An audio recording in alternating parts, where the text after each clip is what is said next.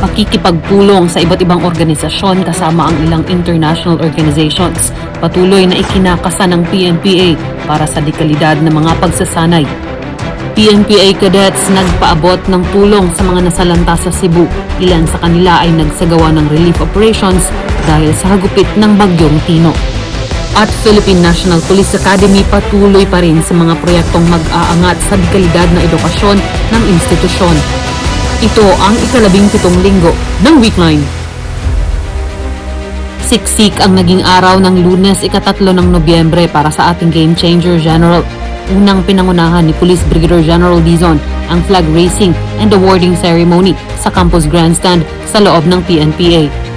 Sinundan ito ng mga courtesy calls ni Police Lieutenant Colonel Ray Marlon Barcasio, gayon din ng mga newly assigned PNPA personnel.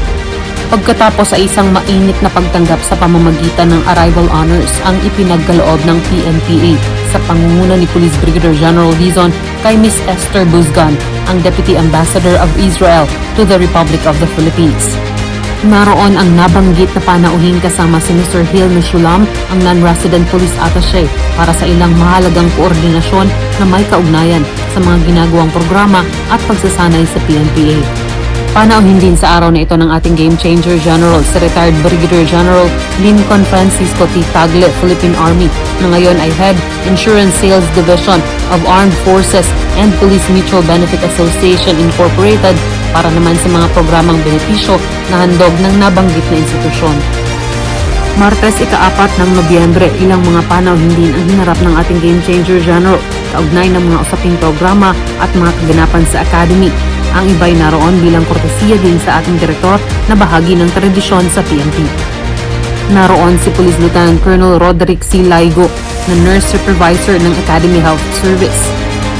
Sa retired Lacan Edwin Capanzana, si Police Lieutenant Colonel Charles Daven M. Kapagwan, gayon din si Mr. Mike Cecilio and Mr. Wowell Verdadero of WNF Enterprise sa tanggapan ng ating butihing direktor.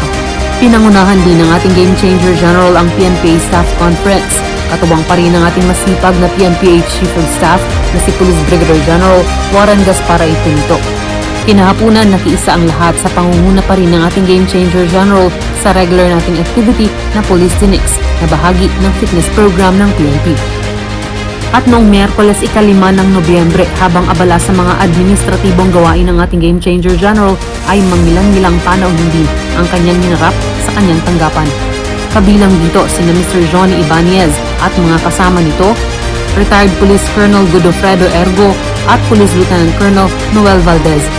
Pinagpatuloy din muli ni Police Brigadier General Dizon ang kanyang mga administratibong gawain hanggang matapos ang araw.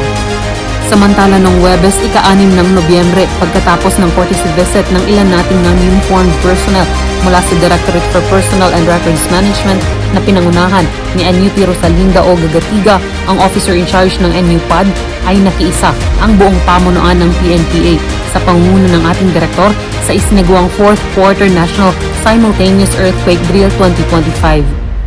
Sinundan ito ng pakikibahagi ng ating Game Changer General sa ginanap na closing ceremony of Patrol Officers Basic Course, Police Non-Commissioned Officers, Class 02-048, PNPA 2025-086 sa PNPA Heroes Hall sa loob ng Academy. Pagkatapos ay nagpatawag ng emergency meeting ang ating direktor kaugnay ng gaganaping Philippine National Police Academy Cadet Admission Test para sa ilang mahalagang usapin sa layuning maging matiwasay ang isang malaking kaganapang kagaya nito. Hindi naman nawala ang pakikibahaging muli ng ating Game Changer General sa isinagawang Police Clinics para sa araw na ito kasama ng iba pang personnel ng PNPA. Biyernes, ika-7 ng Nobyembre, isang live interview ng Bicol TV Sorsogon sa programang Isyo Ora Mismo, hosted by Anchor Rosauro Amistoso, ang bumungad para sa ating Game Changer General. Sinagot nito ng buong katapatan ang mga katanungang may kaugnayan sa kanyang pamumuno. Nakapag-iwan din ng magandang mensahe ang ating direktor para sa mga nangangarap magserbisyo para sa bayan.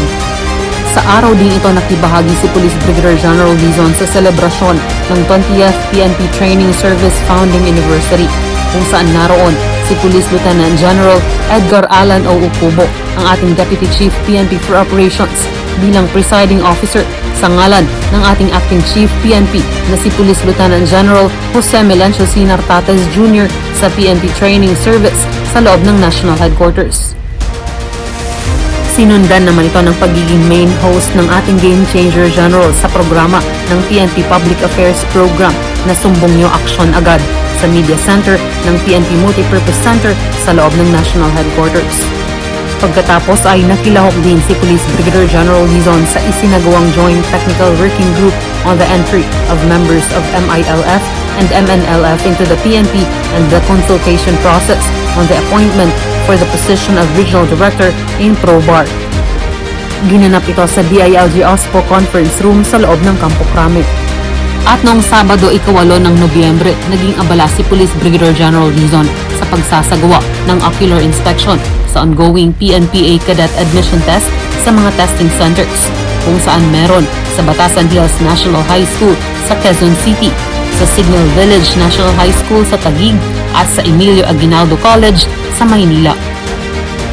Samantala dahil sa hagupit ng Bagyong Tino sa Cebu, ang ating mga PNPA cadets na mula sa Region 7 ay nagsagawa ng relief operation sa araw na ito sa kanilang mga kababayan, partikular sa mga residente ng Upaw, Mandaue. Pagkakataon na din upang makumusta at makapiling nila ang kanilang pamilya, lalo na sa mga ganitong sitwasyon. At noong Linggo, 9 ng Nobyembre, nakibahaging muli ang ating Game Changer General sa Sagradong Misa na ginanap sa Santo Niño Chapel sa loob ng Academy. At para sa kaalaman ng lahat, sa araw din ito isinasagawa ang Philippine National Police Academy Cadet Admission Test sa mga testing centers ng Visayas at Mindanao. Patuloy kaming subaybayan ito ang transparent service ng ating Game Changer General. Basta't kay Police Brigadier General Andre Perez Dizon, serbisyo ay damang-dama, serbisyo ay uunahin ka at ipapatupad ang serbisyong APD, approachable, presentable, and dependable police force.